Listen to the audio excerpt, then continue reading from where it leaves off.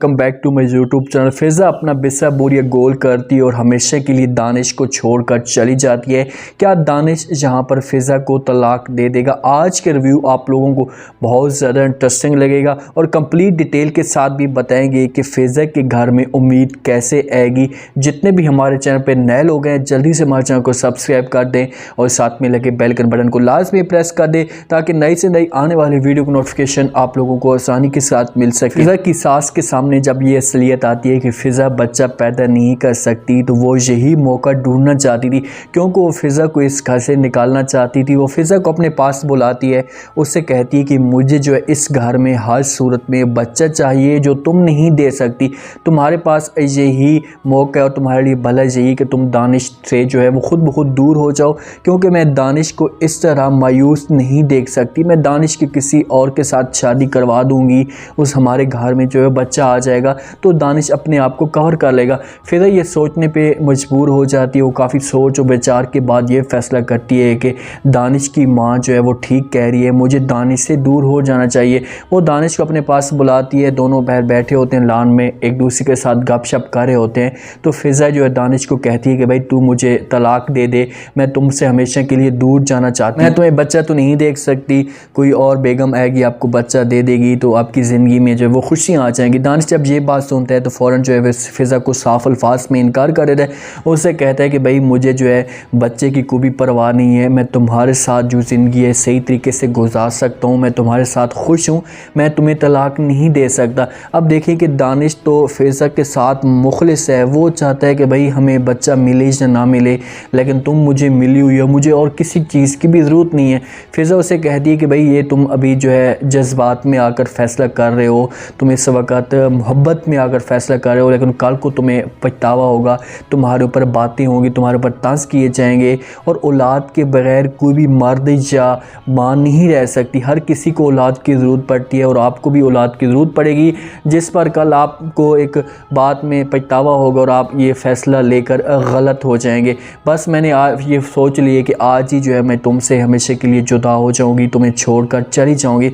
दानिश बेचारा उसे रोकने की कोशिश करता है। फिज़ा वहाँ से चली आती है, अपना बैग उठाती है। अब देखेंगे छोड़कर जा रही है तो तू अपना सारा का सारा सामान उठा, सिर्फ उसे बैग उठाती है, गाड़ी में बैठती है। पीछे से दानिश आवाज़ें मारता चार होता है लेकिन कोई भी बात नहीं सुनती। रास्ते में जा रही होती है, ऐसे बहुत बड़ा जो है पछतावा हो रहा है, ऐसे गलती का एहसास भी हो रहा होता है और इसकी आंखों में आंसू भी आ रहे होते हैं। देखेंगे इसने फ़ैसला इतनी जल्दबाजी में नहीं करना चाहिए था। पहले आप जो है डॉक्टर से सही तरह रजू करें, मशवरा करें, इस बात का कोई ना कोई मसला या हल तो ज़रूर निकलता है। अब देखें कि छोटी सी बात डॉक्टर ने कह दी है कि भाई फ़िलहाल औलाद नहीं हो सकती। ये तो नहीं है कि ऐसे डॉक्टर ने ये तो नहीं कहा कि आपकी औलाद पक्की नहीं हो सकती, जिस हिसाब से इसने अपने दिल में या जहन में ये बात बिठा दी है। वो घर जाएगी, जैसे घर जाती है तो उसकी फुप्पो से परेशान दिखती है, क्योंकि जब घर जाती है ना किसी के साथ बात करती है, हर वक्त मायूस रहती है। तो फुप्पो से पूछने की कोशिश करती है कि भाई आखिरकार क्या वजह है, तुम इतनी उदास क्यों लग रही हो, क्या तुम्हारी जो है वो दानिश के साथ लड़ाई तो नहीं हो?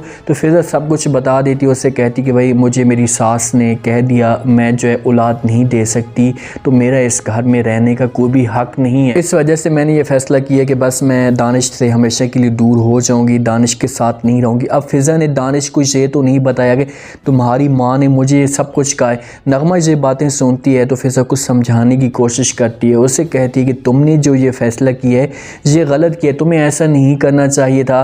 तुम्हारे साथ दानिश ठीक है, तुम्हारी सास तुम्हें जो कुछ भी कहती रहे तुम उसकी बात को तवज्जो ना दे दी, तुम उसकी बात को दिल पे ना लेती। दानिश तुम्हारे साथ ठीक था, तुम उसको देखती, वो तुम्हारे साथ जो है मोहब्बत करता है, तुम्हारे साथ हर खुशी के लिए वो रहना चाहता है, वो अपनी औलाद को भी कुर्बान कर सकता है, तो तुम उसके साथ छोड़ गए, उससे ना आती, हमेशा के लिए उसके साथ रहती। लेकिन फिज़ा कहती कि बस मैंने जो ये फ़ैसला किया अच्छा किया है, कल को दानिश के ऊपर ताने होंगे, उसके ऊपर बातें करेंगी, उसकी माँ उसे बार बार बातें सुनाएगी तो मुझे जो एहसास होगा, तो इस वजह से मैंने ख़ुद ये फ़ैसला किया है। अब दानिश को जब ये सब कुछ पता चलेगा, दानिश तो बार बार जो है बात करने की कोशिश करेगा फिज़ा के साथ, फिज़ा के साथ बात नहीं करेगी, तो वो घर में जो है बंद सा जाएगा, अपने आप को कमरे में बंद कर निकालेगा, ना किसी के साथ बात करेगा। माँ आएगी, माँ इसके साथ बात करने की कोशिश करेगी कि भाई तुझे क्या हो गया है, मैं तुम्हारी शादी किसी और जगह पर करवा दूँगी, तुम्हारी औलाद इसमें नहीं हो सकती थी। बच्चे इस घर में आएंगे तो तुम उसको देखोगे तो खुशियाँ तुम्हारे घर में आ जाएंगी, तो फ़िज़ा को हमेशा के लिए भूल जाओगे। लेकिन दानिश जो होगा वो अपनी माँ को साफ अल्फाज में इनकार करेगा। उससे कहेगा भाई चाहे जो कुछ भी हो जाए, मुझे अब अगर चाहिए तो फ़िज़ा चाहिए, फ़िज़ा के बग़ैर मैं इस घर में किसी के साथ भी बात नहीं करूँगा, या इसे किसी भी बग़ैर भी किसी को भी इस घर में बर्दाश्त नहीं करूँगा। आखिरकार जब इसकी माँ देखेगी अपनी बेटी को बिगड़ते हुए, वो एक पीछे चला जाएगा, वो मतलब इतना पीछे चले जाएगा कि वो घर वालों के साथ बात तक नहीं करेगा। तो माँ ये सोचने भी मजबूर हो जाएगी कि यार मुझे जो है ये फ़ैसला वापस लेना चाहिए और मैं ख़ुद जाऊँ फ़िज़ा को लेने के लिए। ये फ़िज़ा को ख़ुद लेने के लिए जाएगी, उससे जाकर माफ़िया मांगेगी और फ़िज़ा को उम्मीद भी मिल जाएगी। डॉक्टर हसाद इन्हें खुशखबरी भी सुना देंगे कि आपके घर जो है बच्चा पैदा हो सकता है। ड्रामा अब लास्ट एपिसोड पे पहुंचने वाला है, कल या परसों इसकी सेकंड लास्ट एपिसोड होगी। 18 की डेट तक ये ड्रामा ख़त्म हो जाएगा। लेकिन ड्रामे ने बहुत ज़्यादा ज़बरदस्त स्टोरी इस ड्रामे में लिखी गई है। हर एक बेटियों के ऊपर बहुत बड़े इम्तिहानात आए हैं, बाप के ऊपर इम्तिहानात आए हैं और उसने इन इम्तिहानात का मुकाबला किया है। सबसे पहले फ़िज़ा के ऊपर परेशानियाँ आई हैं, ऐज़ा के ऊपर परेशानियाँ आई हैं। अनम का तो हमेशा के लिए घर जो है वो बर्बाद हो चुका है। साथ में जो है हानिया के ऊपर भी मुसीबतें आ रही हैं। लेकिन इस ड्रामे की एंड जो होगा वो हैप्पी एंड होगा, सबको जो है वो खुशखबरी मिल जाएगी।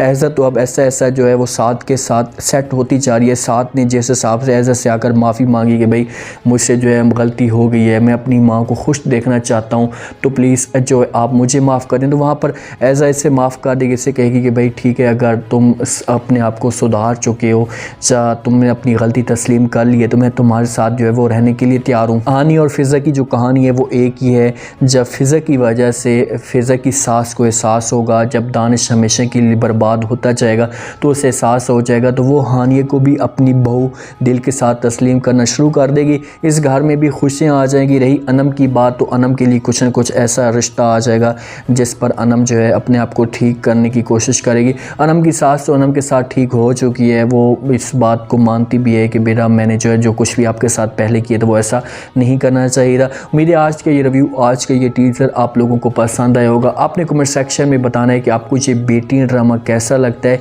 क्या जहाँ पर फ़िज़ा के घर में बच्चा पैदा होगा, अगर फ़िज़ा के घर में बच्चा पैदा नहीं होता तो दानिश क्या दूसरी शादी करेगा या फ़िज़ा को घर वापस लेकर आएगा? फ़िज़ा ये घर छोड़कर गई है तो क्या उसने ये गलती की है? मैं तुझे कहूँगा कि इसने बहुत बड़ी गलती की है, इसको ऐसा नहीं करना चाहिए था। सब्र से काम लेता, इसका शौहर इसके साथ ठीक था, तुझे ऐसा कदम ना उठा दी कि मुंह उठाकर भी घर छोड़कर जा रही हूँ। ऐसे थोड़ी होता है, घर में औलादें किसी की भी नहीं होती, जब इसकी होती भी नहीं है, उनको नाउम्मीद मिलती है। तो ये तो नहीं कि अपना बोरिया बिस्तर गोल करती है और घर छोड़कर चली जाती है। कमेंट सेक्शन में अपने लास्ट मिनट बताएं कि क्या फ़िज़ा ने ये जो कदम उठाया है ठीक उठाया है। अनम के साथ क्या होने वाला है, क्या अनम की ज़िंदगी में भी खुशियाँ आ सकती हैं? क्या लाइक साहब अपनी सब बेटियों को खुश देख सकता है? कमेंट सेक्शन में अपनी लाजमी दें और चैनल को लाजमी सब्सक्राइब कर दें। अपना ख़ास ख्याल करें, दुआओं में याद रखें। मुझे दीजिए इजाज़त।